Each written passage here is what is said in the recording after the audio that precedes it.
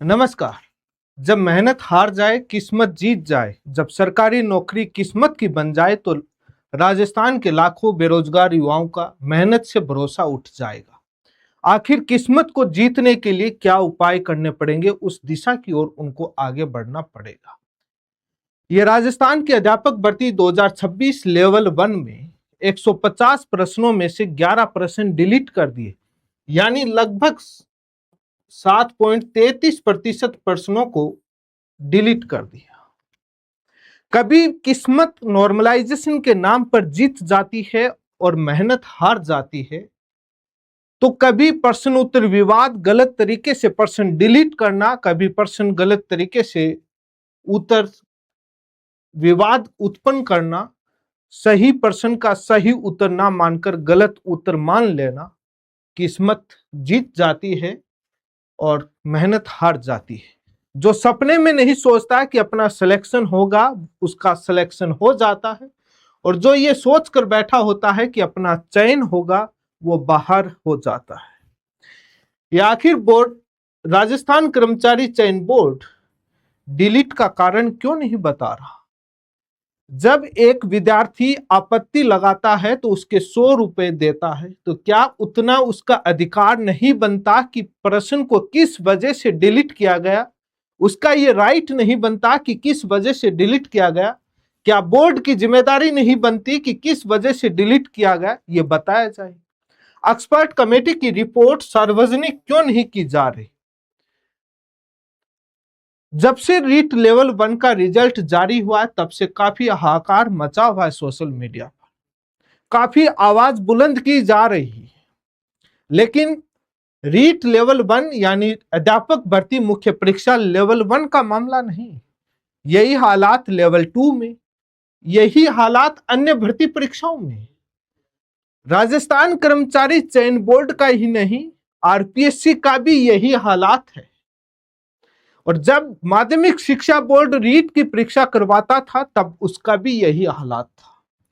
जब राजस्थान से बाहर जाकर जब भारत के अन्य राज्य या केंद्र सरकार की परीक्षाओं की एसएससी और रेलवे का देखा जाता है, तब भी यही हालात होते। क्या एक परीक्षा कराने वाली एजेंसी एक अच्छा एक्सपर्ट पेपर सेटर तक चयन नहीं कर पाते? सबसे बड़ा, एक बेरोजगार युवाओं की मेहनत के सामने इतनी सस्ती उनकी भविष्य बन गया, इतना सस्ता भविष्य बन गया है कि चंद मिनटों में प्रश्न डिलीट कर दिया, प्रश्न का उत्तर बदल दिया। जो चयन में था वो बाहर, जो बाहर था वो चयन सूची में नाम आ गया। आखिर इस वीडियो में इस बात पर चर्चा करूंगा और इन जो 11 प्रश्न जो डिलीट हुए हैं, उन प्रश्नों पर भी चर्चा करूंगा कि किस वजह से ये प्रश्न डिलीट किए गए, क्यों किए गए, क्या सही था, क्या गलत था, क्या डिलीट होना चाहिए था या नहीं होना चाहिए था। इस बात पर भी इस वीडियो में चर्चा करूंगा। इस बात पर भी चर्चा करूंगा कि क्या राजस्थान हाईकोर्ट में यदि रिट पिटीशन लगाई जाए तो कोई फायदा है याचिका लगाने का। थोड़ा पीछे का भी देखेंगे, इनके रीजन जब समझाऊंगा क्यों डिलीट, तब समझ में आएगा कि हाईकोर्ट जाना चाहिए या नहीं जाना चाहिए, क्या राहत मिल सकती है या नहीं मिल सकती। अन्य भर्तियों के पिछले इतिहास के उदाहरण, हाईकोर्ट के जजमेंट डिलीट प्रश्नों पर अपना ओपिनियन क्या देता है, क्या राहत मिल सकती है, और फैक्ट और तथ्य, कई चीजों पर मैं इस वीडियो में विस्तार से चर्चा करूंगा। यदि आप मेरे चैनल पर पहली बार जुड़े हैं तो चैनल को सब्सक्राइब जरूर कीजिएगा और वीडियो को व्हाट्सएप, फेसबुक सब जगह शेयर जरूर कीजिएगा। एक्सपर्ट कमेटी की रिपोर्ट को बोर्ड यानी बोर्ड राजस्थान कर्मचारी चयन बोर्ड वेबसाइट पर क्यों नहीं प्रकाशित करता, ये मेरा सवाल राजस्थान कर्मचारी चयन बोर्ड से है और उसके अध्यक्ष आलोक राज जी से है। जब आरपीएससी वेबसाइट पर रिपोर्ट डाल सकता है तो कर्मचारी चयन बोर्ड क्यों नहीं डाल सकता? आरपीएससी एक संवैधानिक संस्था है, वो एक्सपर्ट कमेटी की रिपोर्ट 3 से 4 भर्तियों की वेबसाइट पर डाली है, वो मैं इस वीडियो में सबूत के साथ दिखाऊंगा। क्या छात्रों को जानने का अधिकार नहीं है कि हमारा प्रश्न क्यों डिलीट किया गया, क्यों उत्तर बदला गया? जब आपने पैसा लिया है तो क्या उनका इतना भी अधिकार नहीं बनता? ऐसी कौन सी गोपनीयता है जो लाखों छात्रों के भविष्य से ऊपर हो गई? जब माध्यमिक शिक्षा बोर्ड रीट की एक्सपर्ट कमेटी की रिपोर्ट आरटीआई में दे सकता है तो राजस्थान कर्मचारी चयन बोर्ड क्यों नहीं दे सकता? ये तमाम सवाल मैं राजस्थान कर्मचारी चयन बोर्ड के अध्यक्ष आलोक राज जी से पूछ रहा हूं, मैं जानना चाह रहा हूं। ये राजस्थान लोक सेवा आयोग अजमेर आरपीएससी 3 से 4 भर्तियों की एक्सपर्ट कमेटी की रिपोर्ट अपनी वेबसाइट पर डाल रखी, वो मैं दिखाऊंगा। राजस्थान कर्मचारी चयन बोर्ड आरटीआई में भी नहीं देता, ना वेबसाइट पर डालता। ये माध्यमिक शिक्षा बोर्ड आरटीआई के अंदर रीट 2017 और 2021 दोनों की एक्सपर्ट कमेटी की रिपोर्ट आरटीआई में दी है। यहां तक दिया है कि एक्सपर्ट कमेटी को हमने कितना खर्चा दिया है, कितना पैसा दिया है। तो राजस्थान कर्मचारी चयन बोर्ड क्यों नहीं? ये राजस्थान कर्मचारी चयन बोर्ड के अध्यक्ष आलोक राज जी हैं, इनसे मेरे सवाल हैं कुछ। मैं आप सभी से निवेदन करूंगा कि इस वीडियो को इतना शेयर करें, व्हाट्सएप, फेसबुक, टेलीग्राम सब जगह, कि आलोक राज जी तक पहुंच जाए और सिस्टम में बैठे लोगों तक पहुंच जाए और सरकार तक पहुंच जाए। राजस्थान हाईकोर्ट कई बार टिप्पणी कर चुका है और अभी हाल ही में एक फैसला दिया, उसमें भी हाईकोर्ट ने कार्मिक विभाग को एक सीनियर आईएएस ऑफिसर के अंडर में एक्सपर्ट कमेटी बनाकर मामले को जांच करना, प्रश्न उत्तर किस प्रकार से डिसाइड किए जाएंगे, प्रश्न किस हिसाब से बनेंगे, उनका लेवल, उनका स्टैंडर्ड, ऑथेंटिक बुक, प्रमाण, सोर्स, सबको लेकर एक कमेटी बनाकर उसके नॉर्म्स और स्टैंडर्ड बनाने को कहा। और पेपर सेटर और एक्सपर्ट पर जुर्माना लगाने से, ब्लैकलिस्ट से लेकर तमाम बातें कही।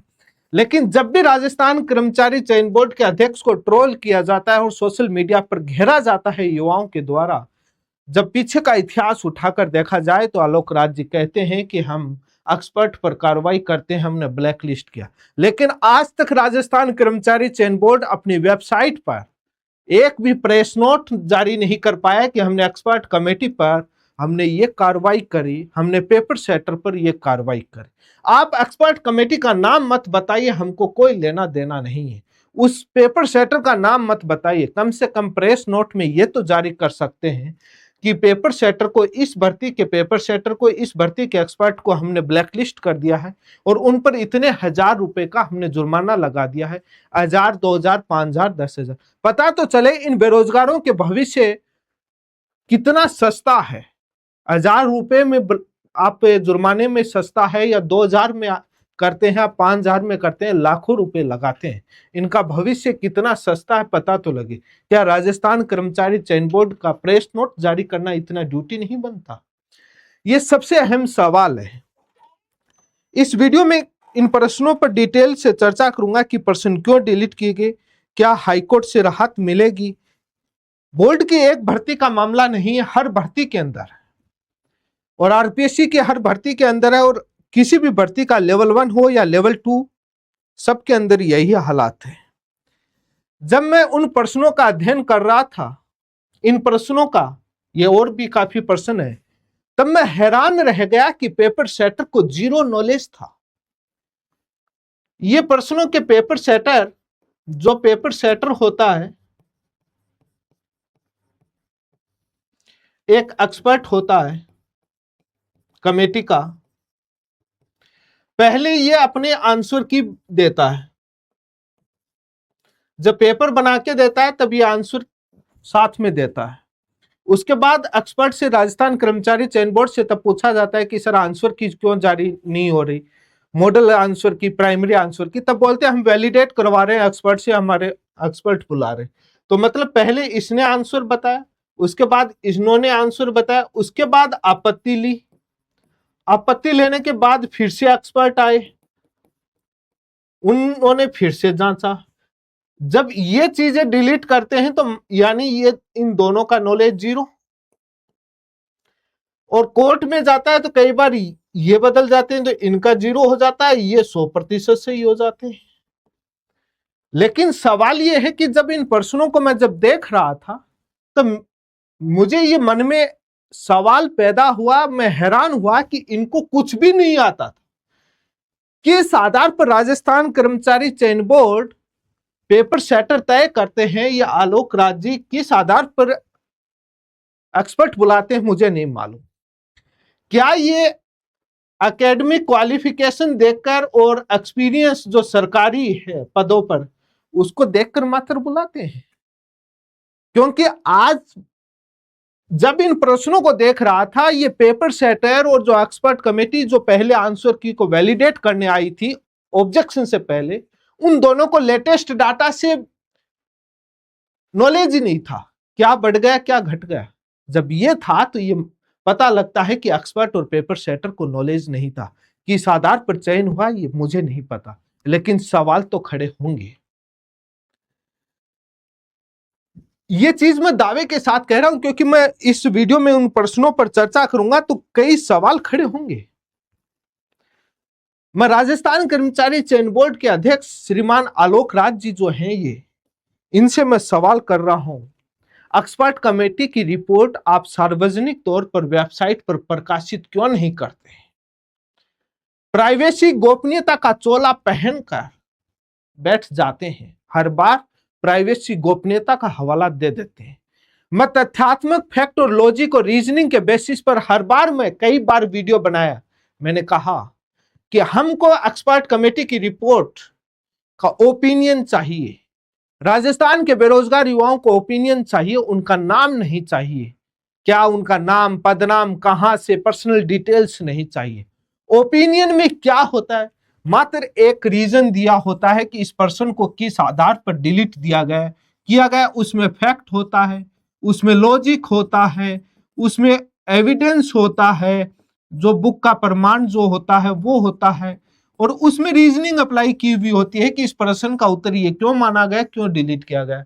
वो एक नॉलेज का विषय। यदि कोई प्राइवेट पब्लिकेशन बुक, कोई ऑथेंटिक बुक पब्लिकेशन अपना फैक्ट गलत कर लिया, उसको सही भी करवाए तो किस आधार पर करेगा? जब एक्सपर्ट का ओपिनियन होगा तो वहां पर कोई भी स्टूडेंट उनको रिप्रेजेंटेशन दे सकता है कि आप अपनी बुक की गलती को सही कीजिए।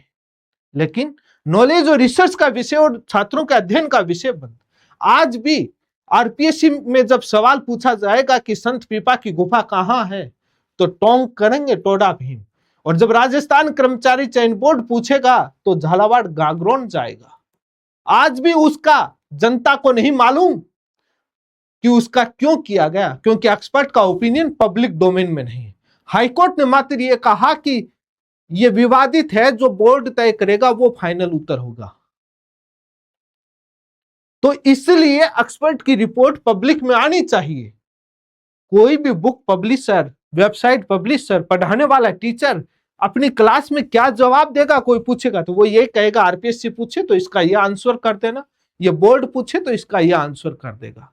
तो इसका मतलब फैक्ट और लॉजिक रीजनिंग की कमी है, विवादास्पद बना रहे और ये सामने नहीं लाया जाता ओपिनियन को। एक्सपर्ट पेपर सेटर पर क्या कार्रवाई करी, प्रेस नोट को लेकर मैंने अभी बोला, ब्लैकलिस्ट, जुर्माने को लेकर के। क्या एक आरटीआई सबके लिए समान नहीं है? कानून सबके लिए सेम नहीं है? जब ये राजस्थान माध्यमिक शिक्षा बोर्ड अजमेर आरटीआई में दे सकता है, आरटीआई तो सबके लिए सेम है, और पेपर एग्जाम है, पेपर सेटर है, एक्सपर्ट कमेटी है, तो उनकी गोपनीयता तो सेम होती है। ये तो है नहीं कि गोपनीयता इसके लिए अलग है, इनके लिए ज्यादा है, इनके लिए कम है, इनके लिए बिल्कुल नहीं है। जब आरटीआई के अंदर ये दे सकता है तो ये क्यों नहीं दे सकता? जब वेबसाइट पर ये डाल सकता है आरपीएससी तो ये क्यों नहीं डाल सकते, ये क्यों नहीं डाल सकते? और हाईकोर्ट, यदि गोपनीयता इतनी ही भारी होती तो हाईकोर्ट आदेश नहीं देता।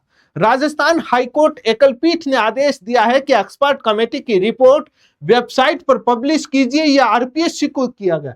तब आरपीएससी ने कई भर्तियों की वेबसाइट पर डाले। ये भी तानाशाह है, जिसका ऑर्डर आ गया उसका डाल दिया, बाकी नहीं डालते, क्योंकि इनकी पोल पट्टी खुलती है, इनका खुलासा होता है कि इनके कितने, तो उससे बचने के लिए, ट्रोल होने का डर रहता है, इसलिए डालो ही मत, गोपनीयता का चोला पहने रखो। ये आरपीएससी की वेबसाइट से मेरे स्क्रीनशॉट लिए हुए, और ये 2013 की जो एलडीसी एग्जाम हुई थी, ये एक्सपर्ट कमेटी की रिपोर्ट पेपर 1। ये जूनियर अकाउंटेंट भर्ती जो 2013 की हुई थी, इसकी एक्सपर्ट कमेटी की रिपोर्ट। ये लेक्चरर टेक्निकल एजुकेशन डिपार्टमेंट की, इसकी एक्सपर्ट कमेटी की रिपोर्ट।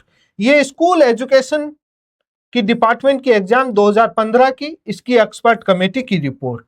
ये तमाम रिपोर्टें और ये आरपीएससी की, ये उनकी वेबसाइट पर है। तो राजस्थान कर्मचारी चयन बोर्ड क्यों नहीं डाल सकता, जब ये डाल सकते? ये भी हाईकोर्ट के आदेश के बाद डाली गई, उसके बाद बंद कर दिया, क्योंकि ये तो सबसे बड़ा तानाशाह आयोग है। पीछे का एसआई भर्ती मामले में देख सकते हैं। लेकिन जब गोपनीयता इतनी संवेदनशील नहीं रही, तभी तो हाईकोर्ट ने आदेश दिया था, तभी आरपीएससी ने डाला था। और आरपीएससी ने इन भर्तियों की डाली, वो एक्सपर्ट जो थे, किसी का सुसाइड मर्डर तो नहीं हुआ, किसी पर दबाव तो नहीं हुआ, होता तो मीडिया में आ जाती, उनकी गोपनीयता भंग तो नहीं हुई, उन पर कोई खतरा, लाइफ को कोई खतरा तो नहीं रहा, तो बाद में क्यों नहीं डाल सकते अन्य भर्तियों की? राजस्थान कर्मचारी चयन बोर्ड क्यों नहीं डाल सकते? ये राजस्थान हाईकोर्ट जयपुर की एकल पीठ सिंगल जो सिविल रिट पिटीशन नंबर 2017 की, ये आपका रिट पिटीशन नंबर है, Rajesh Kumar versus state RPSC का मैटर था। इस मामले में हाईकोर्ट ने जो आदेश दिया वो मैं आपको दिखाता हूं।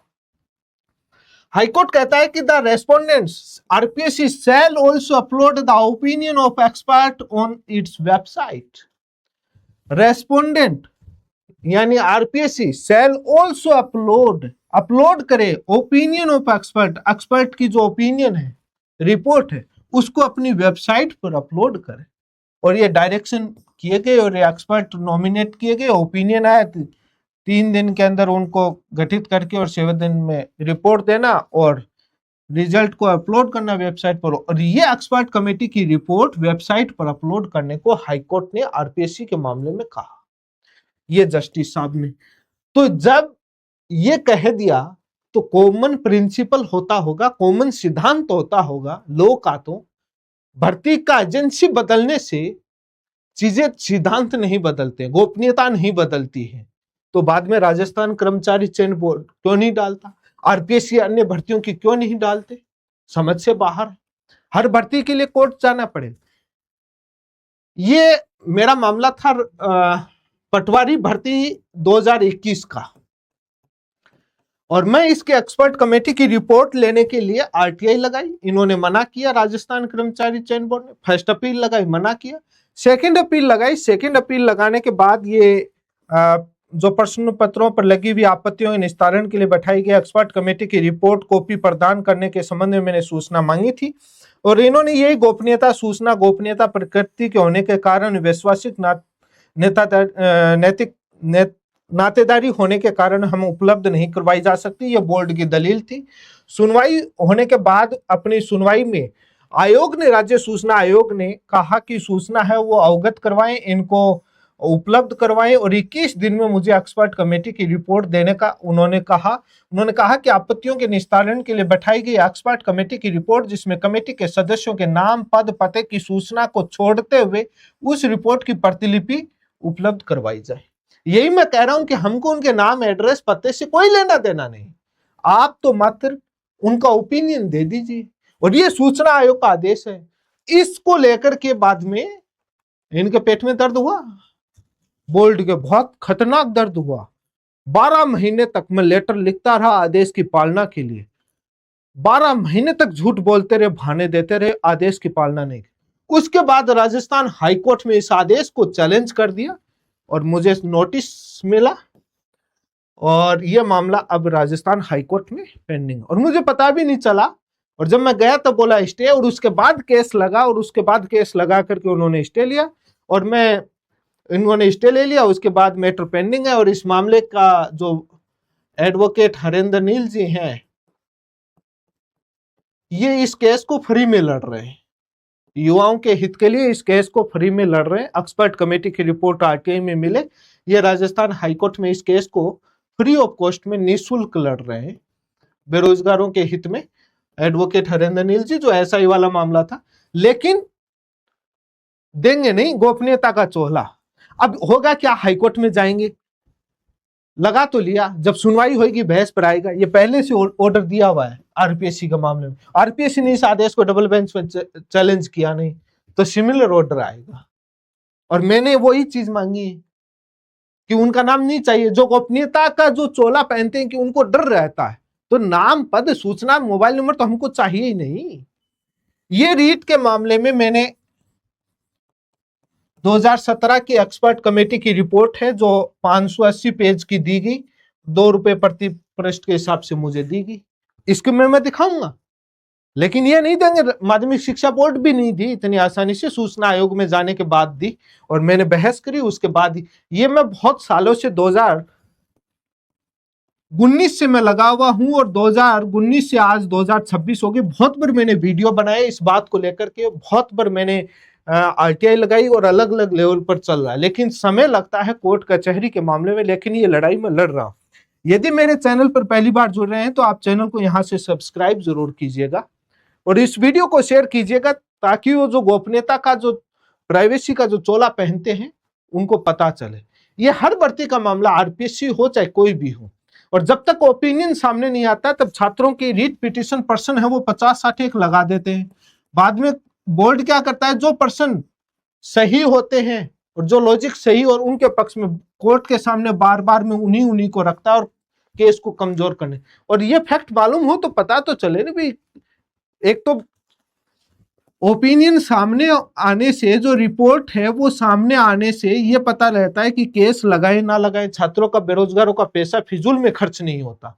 केस वही लगाएगा जिसको जरूरत होगी, फिजूल में पैसा खर्च नहीं होगा। कोर्ट कचहरी में कितना पैसा लगता है।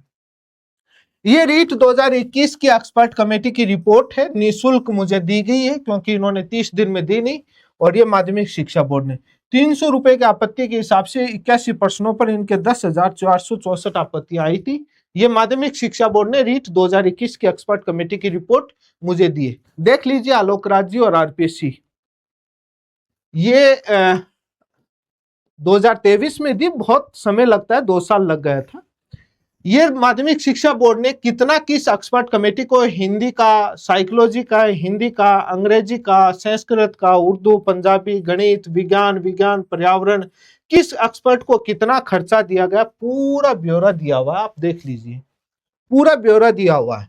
और टोटल ₹2,88,905 उन्होंने एक्सपर्ट को दिया। और कितना आया आप देख लीजिए, 10,000 आपत्तियां आई, उन पर ₹300 के हिसाब से आप देख लीजिए। और खर्चा कितना, अच्छी इनकम हुई, क्योंकि बेरोजगारों से ये पैसा लेने का, उनको लूटने का, उनके ऊपर आर्थिक बोझ डालने का आपत्ति का सिस्टम बड़ा शानदार है। ये आरपीएससी की एक्सपर्ट कमेटी की रिपोर्ट है, स्कूल लेक्चरर की भर्ती की 2015 की। अब ये आलोक राज जी देख लीजिए कि इसमें कौन सी आपकी प्राइवेसी, गोपनीयता भंग हो रही है। और ये जो एक्सपर्ट कमेटी की रिपोर्ट आरपीएससी ने जो डाली थी, उनके कितने एक्सपर्ट पर कितने भयंकर सुरक्षा को खतरा रहा, ये रहा रिपोर्ट। इसमें कोई भी देखकर बता सकता है कि इसमें किस एक्सपर्ट ने बनाई, उसका नाम। हम ऐसा ही ओपिनियन चाह रहे हैं भाई। ये पर्सन क्यों डिलीट किया गया, उसमें लिखा हुआ है शिक्षा मनोविज्ञान की कौन सी बुक है, उसके पेज नंबर पर, उसका संस्करण पर यहाँ लिखा हुआ है, क्वेश्चन में भी डिलीट होना चाहिए, रीजन लिखा हुआ है। और ये ऐसी ही तो रिपोर्ट चाहिए, क्वेश्चन नंबर है, आंसर डिलीट होना चाहिए, उसका रीजन, रिमार्क्स डाल दिए। हम ये जो नेम ऑफ एक्सपर्ट पोस्ट वाला, ये यहाँ पर आप छुपा करके दे सकते हैं। और देना क्या, 11 पेज है 11 प्रश्नों के, क्यों नहीं दे सकता राजस्थान कर्मचारी चयन। और इसमें कौन सी गोपनीयता, कोई बता सकता है कि किस एक्सपर्ट ने बनाई, कहां का था, क्या नाम था। यही तो हम ओपिनियन मांग रहे हैं। इस ओपिनियन को देने में क्या दिक्कत हो रही, वेबसाइट पर डालने में क्या दिक्कत हो रही। ये स्कूल लेक्चरर की, ये रही एक्सपर्ट कमेटी की रिपोर्ट। अब बता दीजिए इसमें किसी को कोई खतरा है तो आरपीएससी के जो डाले उन मेंबर्स पर कोई खतरा है। ऐसी ही रिपोर्ट बनती है, इनको डालने में क्या दिक्कत है, समझ से बाहर है। ये जूनियर अकाउंटेंट की रही, और ये पर्सन क्यों डिलीट किया गया, ये गोपनीय रख दिया, यहाँ नाम पर छुपा सकते हैं पेज। ये जूनियर अकाउंटेंट की रही, और ये स्कूल लेक्चरर की रही, ये एक्सपर्ट कमेटी की रिपोर्ट रही आरपीएससी की। ये आपकी राजस्थान अध्यापक जो रीट की परीक्षा 2017, ये आपकी साइकोलॉजी की एक्सपर्ट कमेटी की रिपोर्ट रही। ये आपके पर्यावरण अध्ययन, देखिए विकिपीडिया से, lomin.nic.s, ये विकिपीडिया से आंसर मान, ये इसीलिए तो नहीं देते प्राइवेट से, आपसे मांगेंगे कि ऑथेंटिक बुक का, खुद हर कुछ भी मान लेते, वेबसाइट से पूरा उत्तर बनाए हुए प्राइवेट वेबसाइट से। अब लेकिन इससे ये बताइए कि कौन सी गोपनीयता भंग हुई, ये प्रमाणित करके दी हुई है, ये रीट 2017 की एक्सपर्ट कमेटी की, ये एक्सपर्ट कमेटी की रिपोर्ट, ये क्यों डिलीट हुआ है, ये रिमार्क किया हुआ है, बताइए इसमें क्या क्या गलती है, क्यों, क्या उत्तर, ये आपकी गणित का क्यों डिलीट होना चाहिए, अनुशंसा क्यों करी, उन्होंने पूरा रीजन लिखा है, यही तो ओपिनियन है, यही तो एक्सपर्ट कमेटी की रिपोर्ट है, प्रमाणित की हुई है, ये तमाम एक्सपर्ट कमेटी की रिपोर्ट है, क्यों डिलीट किया गया, क्यों माना गया, ये भाषा 2 संस्कृत का विषय का प्रश्न है, ये हिंदी पेडागोजी का प्रश्न है, ये तमाम एक्सपर्ट कमेटी की रिपोर्ट है, ये हिंदी की expert committee report, doctor Raghav Prakash की बुक, माध्यमिक शिक्षा बोर्ड के हिंदी व्याकरण की बुक, इंदु प्रकाश की बुक, और तमाम ये जो बुकें हैं, ये तमाम बुकें लिखी हुई हैं, हिंदी ग्रंथ अकादमी की भी बुकें हैं, रचना प्रबोध, और तमाम ये बुकें हैं। अब इसमें कोई ओपिनियन नहीं लिखा हुआ, पृष्ठ लिखा हुआ है, यहाँ रिमार्क्स भी होता है लिखना, रिमार्क्स लिखते नहीं है। अब ये प्रश्न है, अब इस प्रश्न पर चर्चा करने से पहले मेरा सवाल यही है कि मैं 2021 वाला पेज डालना भूल गया, वो भी मैं दिखा देता, वो दी है, वो मैंने सबूत दिखा है। जब राजस्थान कर्मचारी चयन बोर्ड क्यों नहीं डाल सकता वेबसाइट पर, आप सभी से मैं निवेदन करूंगा जो वीडियो देख रहे हैं, इस वीडियो को इतना शेयर कीजिए और राजस्थान कर्मचारी चयन बोर्ड पर दबाव बनाइए कि एक्सपर्ट कमेटी की रिपोर्ट पब्लिक डोमेन में डालें और बताएं कि क्यों प्रश्न डिलीट किए गए, क्यों उत्तर बदले गए। हमें उन एक्सपर्ट कमेटी के नाम, डिटेल्स, पर्सनल डिटेल्स नहीं चाहिए, ओनली ओपिनियन चाहिए। हुआ क्या था कि आप पहले प्रश्नों पर चर्चा कर लेते हैं, प्रश्नों पर चर्चा करने के बाद अपन आते हैं अन्य बातों पर।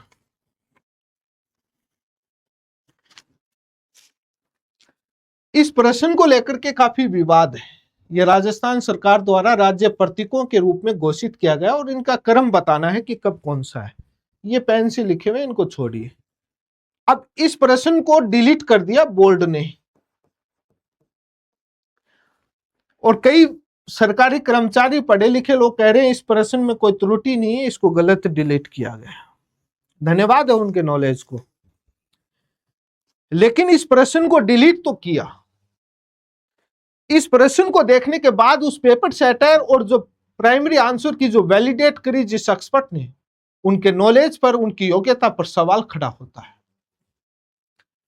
ये ऊंट तो आपको मालूम है अभी 2014-15 में ही बना था प्रतीक का, उसको राज्य पशु वाला, ये आपका बहुत पहले 1948 में बन गया था। विवाद है इन दो पर, चिंकारा और रोहिड़ा को लेकर के। एक्चुअल में क्या है कि चिंकारा को भारत सरकार, राजस्थान सरकार ने 22 मई 2021 को कह दिया था कि ये आपका राज्य पशु का दर्जा दिया गया, लेकिन ऑफिशियल रूप से नहीं आया, सरकार की घोषणा के रूप में वैसे ही चर्चा चल, इसलिए आप गूगल पर चर्चा देखोगे तो 1981 आएगा, लेकिन 1981 नहीं है। रोहिड़ा को आपका जो पुष्प दिया गया राज्य का, ये 1983 में दिया गया, लेकिन असलियत में इसको भी 1983 में दिया गया, और कुछ ही महीने का फर्क है। चिंकारा को 31 दिसंबर 1983 को दिया गया और रोहिड़ा को दिया गया 12 दिसंबर 31 अक्टूबर 1983 को रोहिड़ा को दिया गया, 2 महीने का फर्क है। अब इस ऑप्शन के हिसाब से क्या होता है, डी के बाद आपका CBA आता है, और ऐसा कोई भी ऑप्शन नहीं है, और इसलिए यह प्रश्न डिलीट हुआ।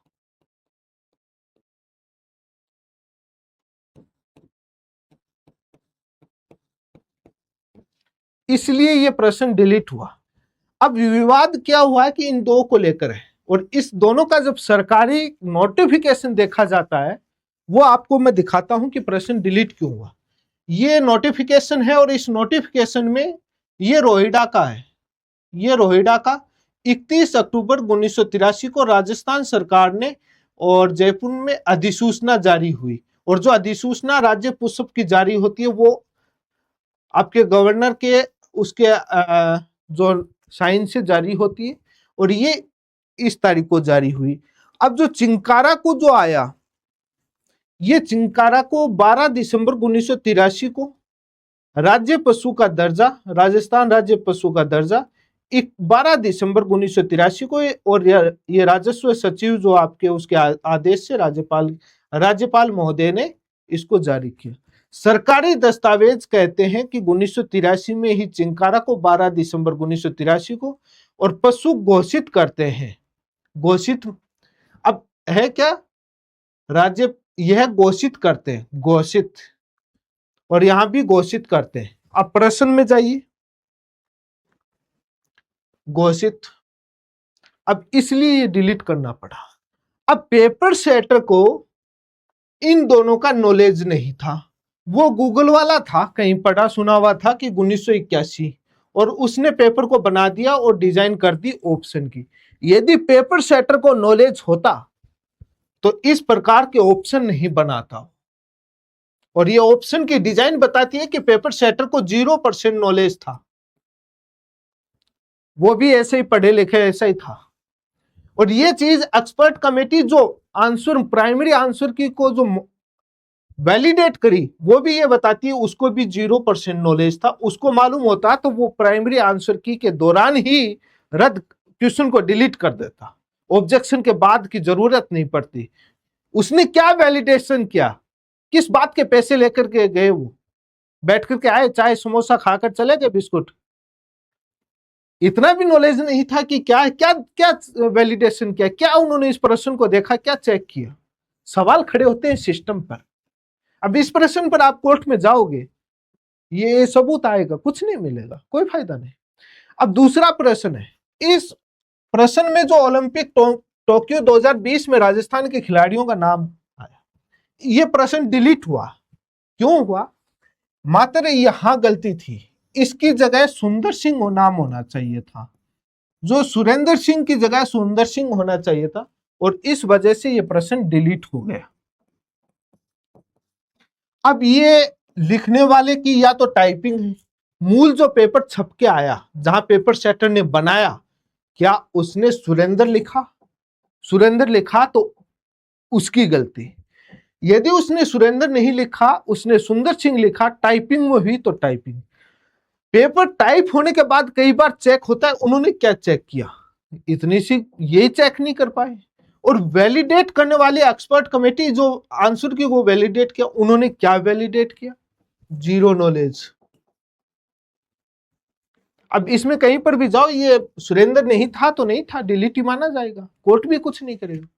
अब इंदिरा प्रियदर्शनी पुरस्कार योजना है, इस प्रश्न में मोटा मोटी देखोगे कोई गलती नहीं है, लेकिन भाषा की एक छोटी सी गलती है। आरबीएससी के छात्रों के लिए है, सही सही बात है, लेकिन ये जो कक्षा 10-12 ये छात्राओं के लिए ये पकड़ना है, इसमें जिला टॉपर इस योजना के लिए पात्र है। ये जो बी स्टेटमेंट है ये संदेह पैदा कर रहा है, इसमें छात्र और छात्रा दोनों आते हैं टॉपर में।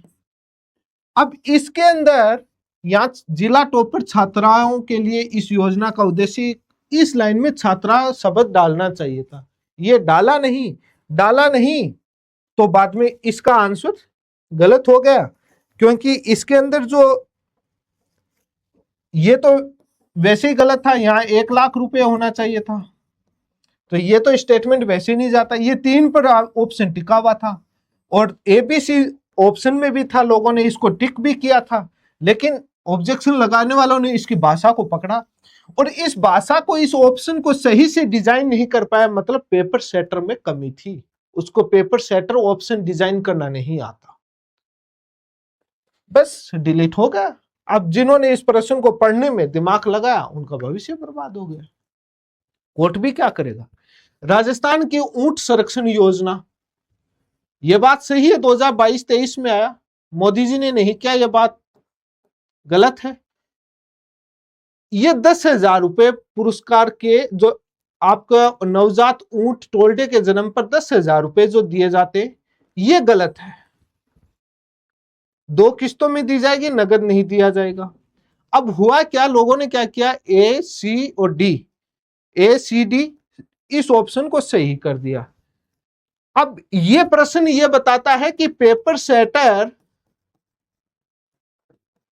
जीरो नॉलेज वाला था, जीरो, और एक्सपर्ट जो था वैलिडेट करने वाला वो जीरो था। दोनों को कुछ नहीं आता।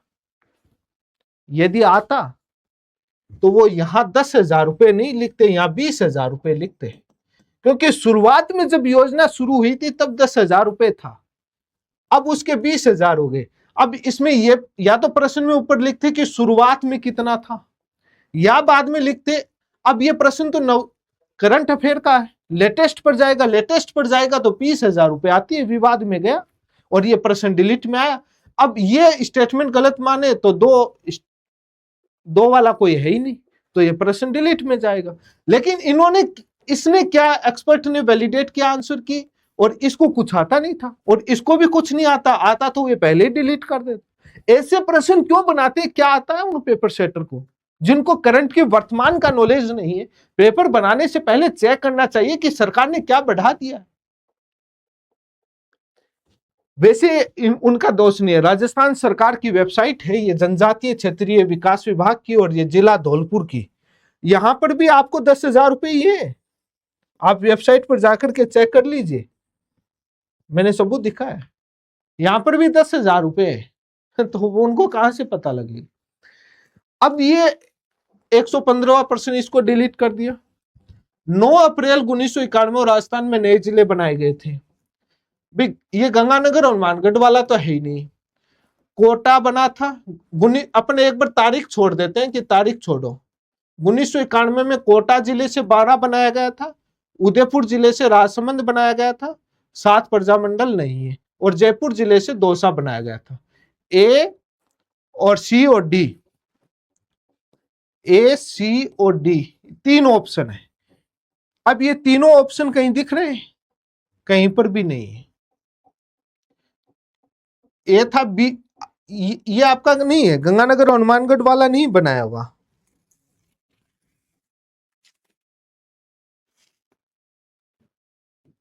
उदयपुर था, जयपुर था और कोटा था। पहली बात तो ये ऑप्शन में नहीं है। दूसरी गलती क्या है, 9 अप्रैल की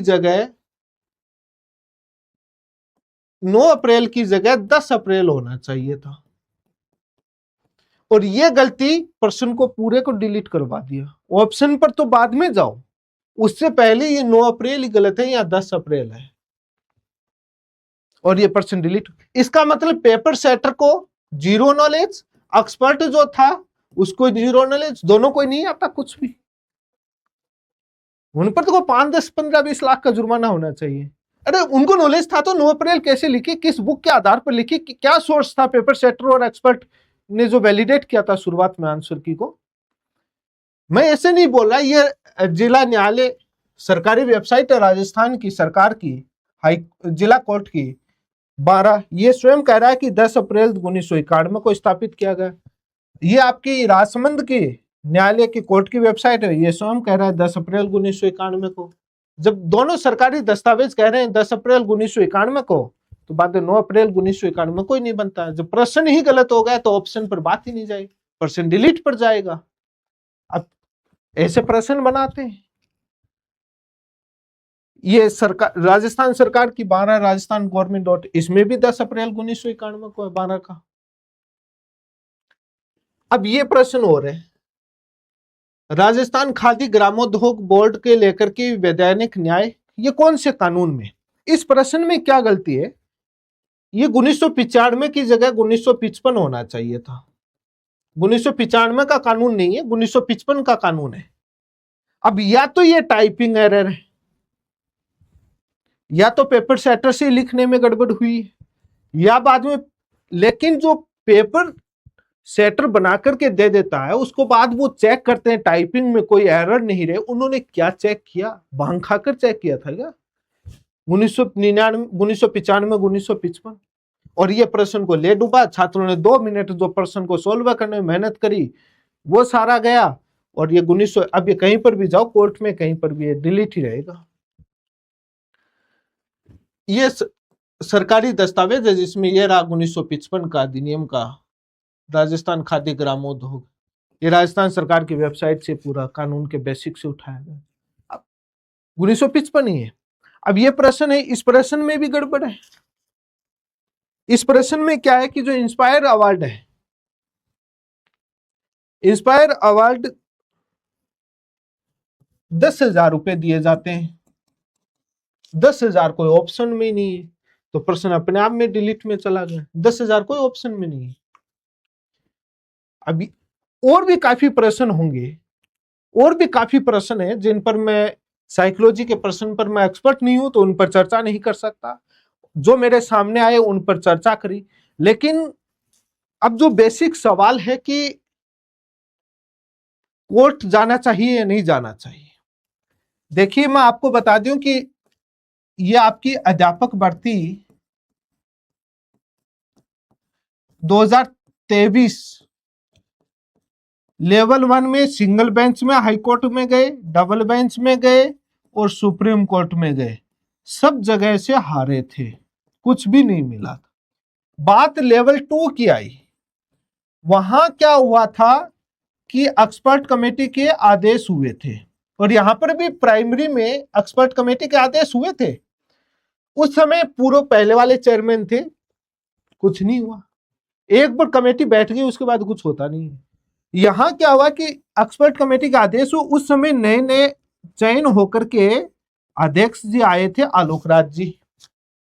तो मैंने भी उस समय ट्वीट किया कि नई कमेटी से जांच करवाना। इन्होंने पूरी ईमानदारी के साथ, बिना दबाव के, बिना उसके लगाव के, उन्होंने नई कमेटी से जांच करवाया। उसमें कई प्रश्नों के उत्तर बदले गए। उसके बाद वो कमेटी ने उत्तर बदले, वही बदले। हाईकोर्ट ने खुद ने एक भी प्रश्न का उत्तर नहीं बदला है, वो भी इसलिए। उसके बाद एलडीसी में आपको मालूम होगा आउट ऑफ सिलेबस प्रश्न आए थे, कुछ नहीं हुआ।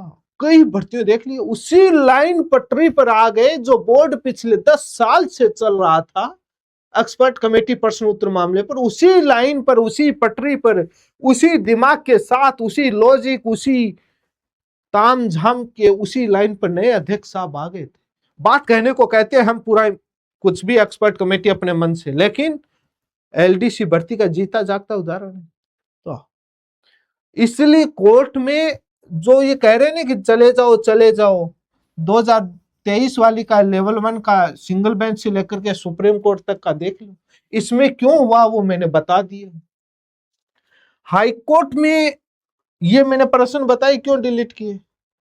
जब तक राजस्थान कर्मचारी चयन बोर्ड एक्सपर्ट कमेटी की रिपोर्ट वेबसाइट पर नहीं डालेगा, उसका रीजन सामने नहीं आएगा, तब तक कोई औचित्य नहीं है कहीं जाए। और इसके लिए दबाव बनाना जरूरी है।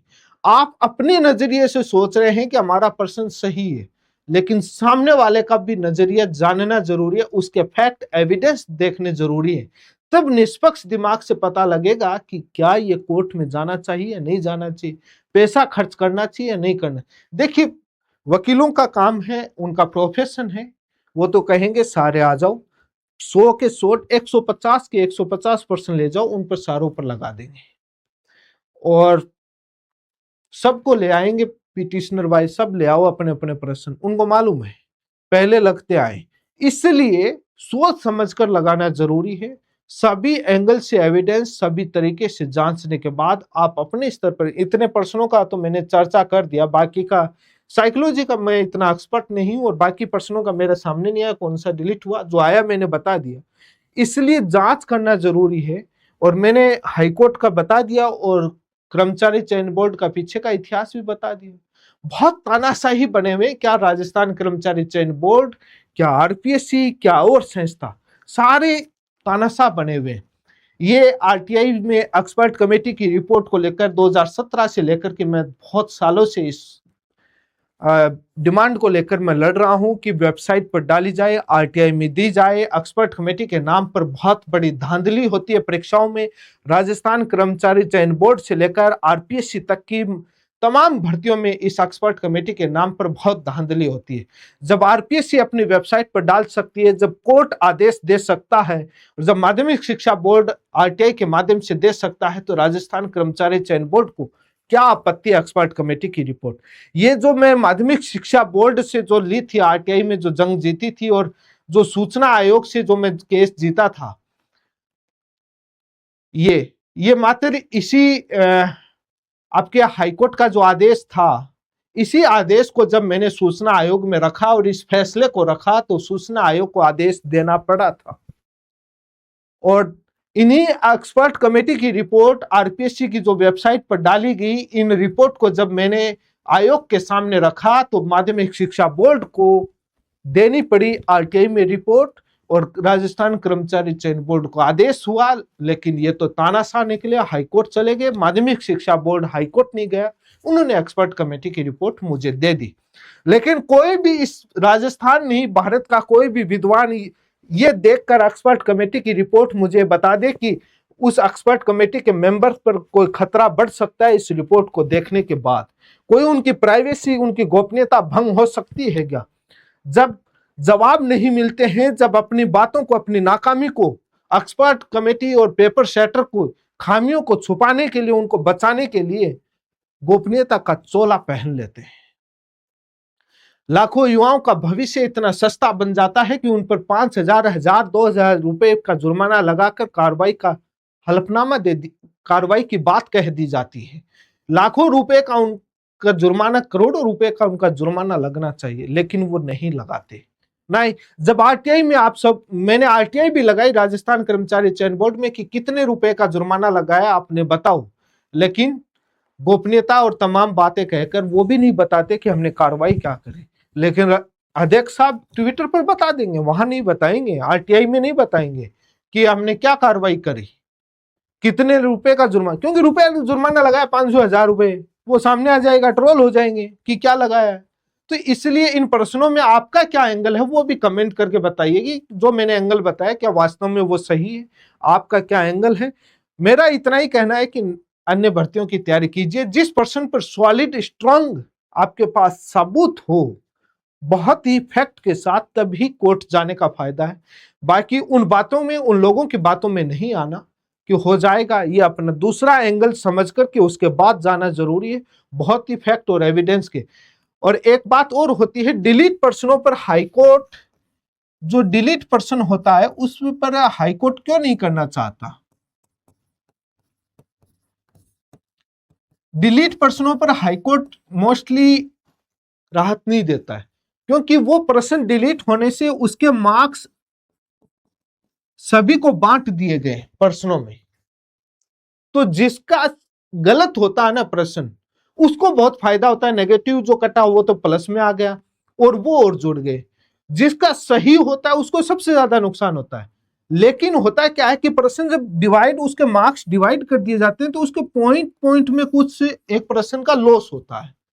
और डिलीट पर्सन पर हाईकोर्ट कहता है कि प्रश्न के मार्क्स तो बांट दिए ना, तो इसमें क्या, तो इसमें राहत बहुत मुश्किल होता है, नहीं देता है कोर्ट। कई लोग कह रहे हैं कि जो प्रश्न अटेम्प्ट करे उसी को मार्क्स देना चाहिए, डिस्ट्रीब्यूट करना चाहिए। जिसने अटेम्प्ट नहीं किया उसको क्यों दिया जा रहा है बोनस या उसके मार्क्स? वो नहीं हो सकता है। कई बार जब पेपर दे रहे होते हैं उस समय मालूम होता है कि प्रश्न सही है, प्रश्न में गलती है, अब वो कैसे अटेम्प्ट करेगा? तो उसको खाली छोड़ेगा, तो ये गलत बात है। बहुत सारे स्टूडेंट इंटेलिजेंट होते हैं, वो प्रश्न को छोड़ देते हैं, उनको मालूम होता है कि ये प्रश्न का ऑप्शन ही सही नहीं है, प्रश्न की डिजाइन में गलत है, तो उसको छोड़ता है। तो वो नहीं दे सकते, जो अटेम्प्ट करे उसी को, वो नियम लागू नहीं हो सकता।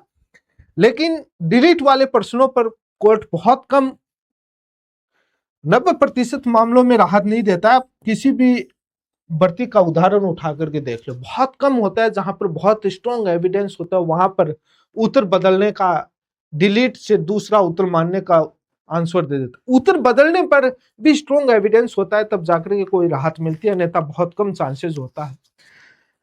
आप कहेंगे कि आप हमको डिमोरलाइज कर दिया, आपने साहस नहीं बढ़ाया। जो है मैंने इस वीडियो में फैक्ट बताया, लेकिन राजस्थान कर्मचारी चयन बोर्ड भी एक्सपर्ट कमेटी के मामले में तानाशाह पर है। गोपनीयता का क्या आरपीएससी, क्या ये सभी संस्थानों की यही हालात है। धन्यवाद, जुड़े रहें, चैनल को सब्सक्राइब करें, वीडियो को लाइक और शेयर जरूर करें।